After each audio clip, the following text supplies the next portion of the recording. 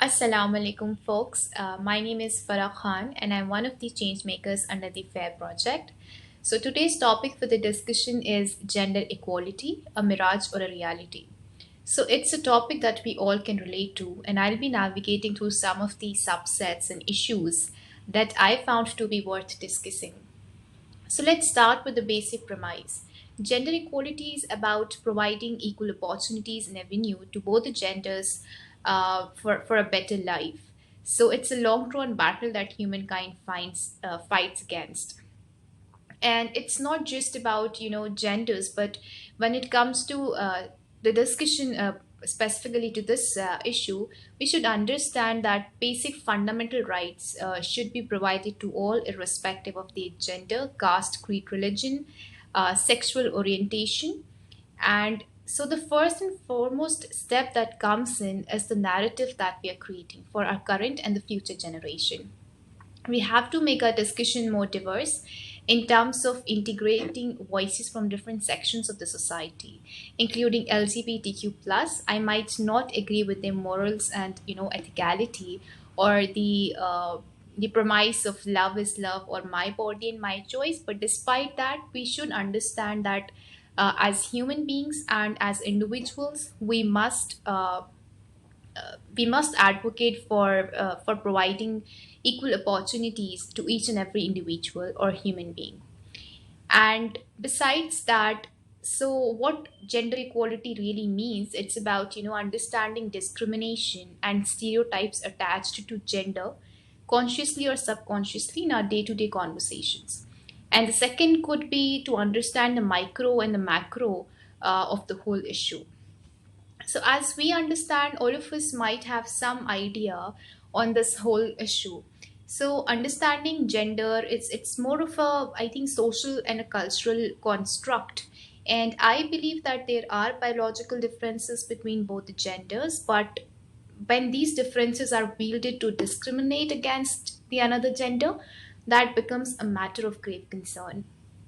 And when we talk about ethicality and morality of different sects of the society or the sections of the society, we must understand that these are influenced by our situatedness, cultural values, and religious values. And they might be different, different ethics or different morals, but then that's completely okay and normal. And that's part of the socio-cultural progression of any civilization. And we must have forums like this where we can, have one argument, and to that argument we can have a counter argument to reflect upon and to filter our own opinions, and that basically drive us to introspect so that we can have more informed opinion on different issues. So within this topic, I think there is this issue of trust deficit that exists, not among just different genders, but within the women community or the female community itself. And what really happens when this is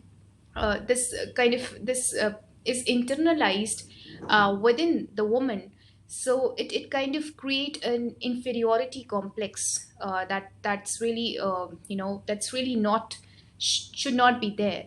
And this trust deficit is about feeling that this gender or this particular gender is not capable of doing something, or something that the other gender is capable of. So this kind of inferiority complex is internalized by the women themselves, and that really creates a kind of a mental crippling, which is very dangerous for the for the society itself, not for the individual only. And apart from them, we should create a kind of a support system so that we can provide them equal opportunities, we can provide them forums where they can raise their own voices. And besides that, we should ensure that women, when we talk about gender equality, we must have seen this, that the issue of leadership or the entrepreneurship or the women entrepreneurs, we find very less numbers. Even in management also, you will find very less or meager numbers when you talk about women in the leadership roles or the entrepreneurship field. So why is it that we must see and understand what is the, is it, the cultural baggage, or it is the mobility factors, or what are the reasons that are acting as hindering, or the blocks for for women empowerment, and for women to come forward and take these leadership roles. So we must ensure that we make more role models, we create more role models, so that all the current and the next generation is motivated and influenced, and not pressurized by the societal system, not to take something that they want to take, and want to achieve as their dreams. And one really significant issue that we can think of when we talk about this is objectification. And currently we're seeing a lot of debates going on. But what do you think about this whole issue? If you have any, experiences to share, or any opinions on this issue, please do share in the comment section, and let me know what you think about this. To what an extent should we allow and should we not allow? Because advertisement is, we all understand, it's all about uh, emotionally, it's about appealing emotionally to the audiences or to the consumers itself. For instance, if I'm buying a product, uh, you know not based on the product utility itself, for instance, any product for that matter, perfumes or anything else, and I'm buying the sexual appeal, and not the by not the not the product based on its own utility. So we have to detach from that concept. And because you might say that this is not with each and every individual, this is not the case with each and every individual, and it's rational consumers are not prone to this, then who are these rational consumers? Aren't we all influenced by these tactics of advertisements and all of this happening? So to what an extent, where do we draw the line? And these are some of the questions we can ponder and reflect upon. And so I am at the end of the discussion, which I would like to reflect, which I reflect a lot on, is something when we these are issues that really needs to be discussed, right? And this is something that we have to ensure that in our family, or the societal system, or the familial system that we have in India or in any other place, that women are finding themselves in a position where they can raise their voices, they can share, they can have some opinions, and they can bring it on the table. So but what really happens due to some issues of toxic masculinity or egoistic behavior, they are told that they are not capable of something. And when they are repeatedly told that they are not capable of something, and when they internalize that bias against themselves, what really happens is that we cripple them mentally. And that mental crippling is, it's a grave concern, and not for the woman itself, but for the whole society.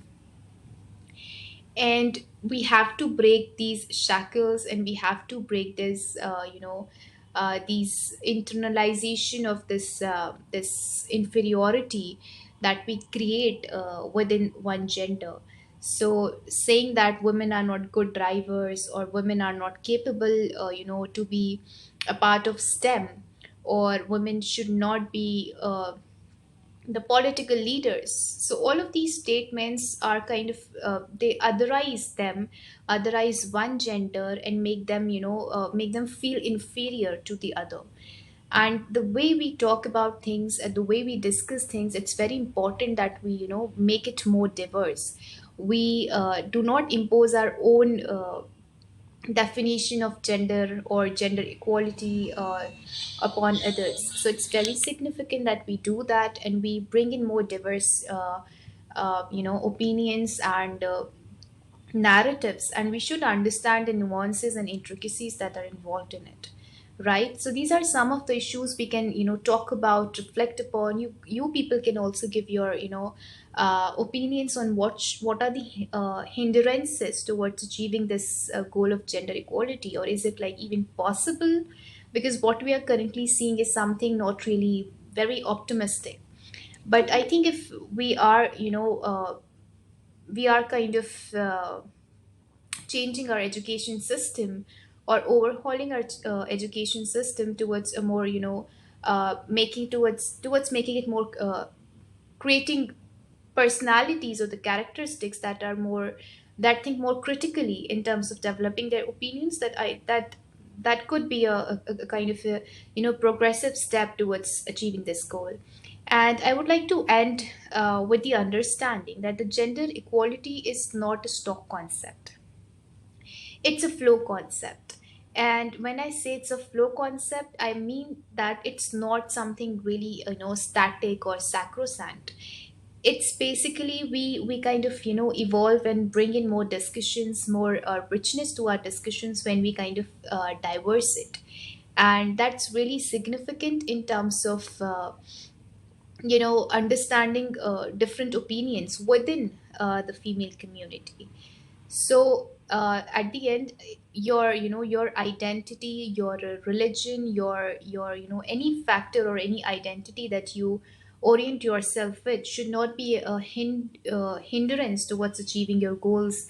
And apart from that, it's very important that besides financial independence that we advocate, it's really important for both the genders and especially for women, that we also kind of advocate mental independence, because it's a very significant part of your, of how you progress.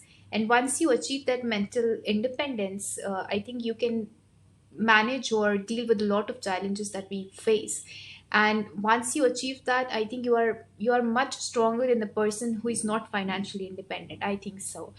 So it's something that I reflect upon and think about, and there's a lot more to be discussed in this. Besides that, how do we formulate policies, and what are the issues that we need to get rid of when we talk about, gender equality and all of this discussions. And lastly, I would like to emphasize that, within families, we should make sure that the girl child or the women are, taken into consideration when it comes to decision making. So it's really really important part.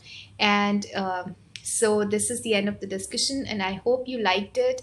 And if you have anything to share, please share it in the comment section. Thank you so much. Goodbye.